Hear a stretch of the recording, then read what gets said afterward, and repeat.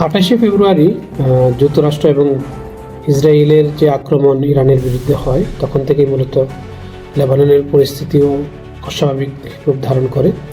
এমনিতে লেবাননের সাথে ইসরায়েলের বিরোধ লেগেই ছিল, বিভিন্ন সময় আক্রমণও চলছিল। যদিও লেবানন এবং ইসরায়েলের মধ্যকার একটি যুদ্ধবিরতি গত যুদ্ধের পর থেকে কার্যকর ছিল, কিন্তু সেটি বারবারই ইসরায়েলের কারণে সেটি লঙ্ঘিত হচ্ছিল। তবে গতকালকে 2 তারিখ থেকে মূলত লেবাননের পরিস্থিতি মারাত্মক আকার ধারণ করে। যখন থেকে ইসরায়েলের পক্ষ থেকে আক্রমণ শুরু হয় লেবাননের উপরে, এখানে উল্লেখ্য যে হিজবুল্লাহও এই 1.5 বছর পরে প্রায় প্রথম ইসরায়েলের দিকে তাদের ড্রোন এবং মিসাইল আক্রমণ শুরু করে। এই পরিপ্রেক্ষিতে এখানকার পরিস্থিতি অবনতি ঘটতে থাকে।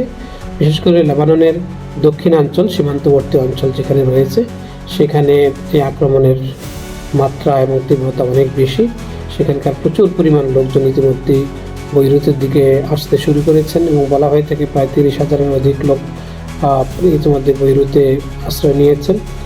আর বৈরুতের যে অঞ্চলটি শিয়া অধ্যুষিত, সেটি বৈরুতের দক্ষিণ অঞ্চল। সেখানে মূলত অধিকাংশই শিয়া নাগরিকগণ বসবাস করেন। সেই অঞ্চলকে কেন্দ্র করেই মূলত ইসরায়েল আক্রমণ চালিয়ে যাচ্ছে। ইতিমধ্যে বেশ কিছু আক্রমণ হয়েছে। সেই আক্রমণের কারণে অনেকগুলো বিল্ডিং বিধ্বস্ত হয়েছে, ঘরবাড়ি বিধ্বস্ত হয়েছে এবং সেখানে যে সমস্ত লোকজন ছিলেন তারা নিরাপদ আশ্রয়ের জন্য বিভিন্ন জায়গায় চলে গিয়েছেন। এই অঞ্চলগুলোতে অন্যান্য দেশের নাগরিকদের মতো বাংলাদেশি বেশ কিছু নাগরিকও তারা কর্মরত ছিলেন। কর্মস্থলে তারা থাকতে পারেননি, নিরাপদ জায়গায় চলে এসেছেন। বিশেষ করে দাহিয়া এলাকা থেকে বেশ কিছু বাংলাদেশি তারা বিভিন্ন নিরাপদ স্থানে আশ্রয় নিয়েছেন। তো এখানকার যে কর্তৃপক্ষ রয়েছে তাদের পক্ষ থেকে নির্দেশনা প্লাস বিভিন্ন এনজিও কাজ করছে, বাংলাদেশ দূতাবাস এই পরিস্থিতিতে আমাদের নাগরিকদের করণীয় সম্পর্কে ইতিমধ্যে তাদেরকে পরামর্শমূলক সতর্কতা বার্তা জারি করেছে।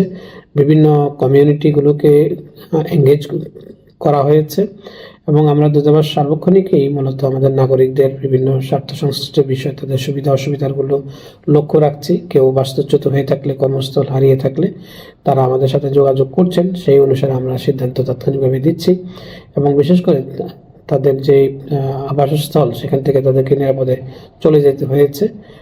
অনেক ক্ষেত্রে অনেকেই অন্যান্য আমাদের প্রবাসী নাগরিকদের সাথে সমন্বয় করে তারা থাকছেন। একান্তই কেউ থাকতে না পারলে, তাদের সমস্যা হলে আমাদের সাথে যোগাযোগ করলে আমরা বিকল্প দেখে তাদেরকে প্রয়োজনীয় পরামর্শ ও সহযোগিতা প্রদান করছি। আপাতত এইভাবেই এখন চলছে। তবে আক্রমণের তীব্রতা যেহেতু বাড়ছে, পরিস্থিতি হয়তো আরও অবনতির দিকে যেতে পারে এবং সেটি হয়তো আরও সংকটপূর্ণ অবস্থা ধারণ করতে পারে।